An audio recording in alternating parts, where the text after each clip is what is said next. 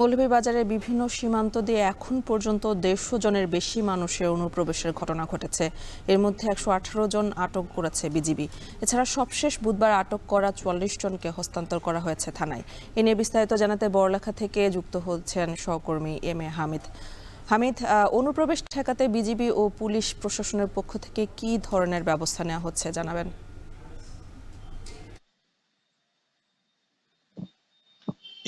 আমি এই মুহূর্তে দাঁড়িয়ে আছি বড়লেখা থানা কমান্ডারে। দেখতেই পাচ্ছেন আমার পিছনে বড়লেখা থানা, এবং বড়লেখা থানার দুতলতেই গতকাল যে 44 জনকে থানায় হস্তান্তর করা হয়েছিল তাদেরকে রাখা হয়েছে, এবং এর মধ্যে ইতিমধ্যে 2 জন লোক তাদের বাড়িতে চলে গিয়েছে। বাকি 42 জন বাড়িতে যাওয়ার জন্য অপেক্ষা করছে, এবং তাদের বাড়ি থেকে আত্মীয়জন আসলে থানার ওসি তাদেরকে তাদের হাতে তুলে দিবেন এবং তারা বাড়িতে চলে যাবেন। এবং তাদের অনেকের বাড়ি কিন্তু একদম কুড়িগ্রাম এলাকার ওইদিকে, এবং অনেকেই আমি কথা বলেছিলাম লেফটেন্যান্ট কর্নেল মেহেদী হাসান 52 বিজিবির সিও, এবং 46 বিজিবির CO lieutenant colonel ASM Zakaria সাথে তারা আমাকে জানিয়েছেন যে ইতিমধ্যে তারা সীমান্তে টহল জোরদার করেছেন। তারপরেও কিন্তু ফাঁক ফুকর দিয়ে বিভিন্ন সময় ভারতের বিএসএফরা পুশিন করছে বাংলাদেশে, এবং তারা যেখানেই খবর পাচ্ছেন সেখান থেকে তারা আটক করছেন। আমি এ বিষয়ে কথা বলেছিলাম বড়লেখা থানার ভারপ্রাপ্ত কর্মকর্তা মোহাম্মদ আবুল কাশেম সরকারের সাথে। তিনি আমাকে জানিয়েছেন যে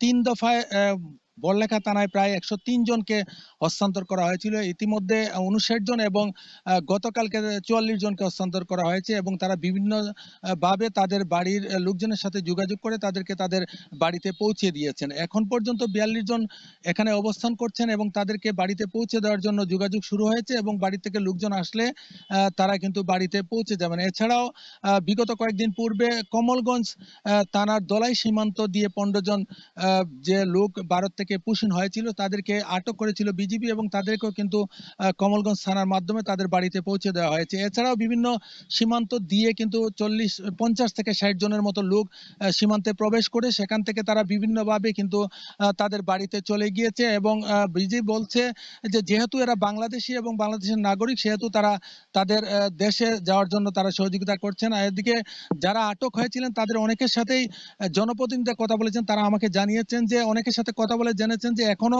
ভারত সীমান্তে প্রচুর পরিমাণে বাংলাদেশিকে আটকে রাখা হয়েছে, তাদেরকে পুশিন করা হবে, এবং যে কোনো মুহূর্তে যে কোনো সীমান্ত দিয়ে কিন্তু তাদেরকে পুশিন করা যেতে পারে। অর্থাৎ তারা আমাকে জানিয়েছেন যে 35 থেকে 40 হাজার লোক বিভিন্ন জায়গায় জড়ো করা হয়েছিল, তাদের ঘরবাড়ি ভারতীয় পুলিশরা ভেঙে দিয়ে বিএসএফ এর হাতে তুলে দিয়েছিল, এবং বিএসএফ বিমান যুগে বিভিন্ন জায়গায় নিয়ে গিয়েছিল, এবং ভারতের মানিক ভান্ডার সহ বিভিন্ন বিমানে করে তারা বিভিন্ন জায়গায় নিয়ে গিয়েছিল, এবং তারা সেখান থেকে কিন্তু বিভিন্ন সীমান্ত দিয়ে বাংলাদেশে পুশিন করছে। এবং এ পর্যন্ত মৌলভীবাজার জেলার বিভিন্ন সীমান্ত দিয়ে প্রায় 1.5 শতাধিক লোক পুশিনের ঘটনা ঘটেছে, এবং বিজিবি এবং পুলিশ তৎপর রয়েছে। এই ছিল আমার কাছে মৌলভীবাজারের বড়লেখা থেকে সীমান্ত নিয়ে সবশেষ। মৌলভীবাজারে বিভিন্ন সীমান্ত দিয়ে অনুপ্রবেশের ঘটনা ঘটেছে, সে খবরে জানাচ্ছিলেন সহকর্মী এম এ হামিদ।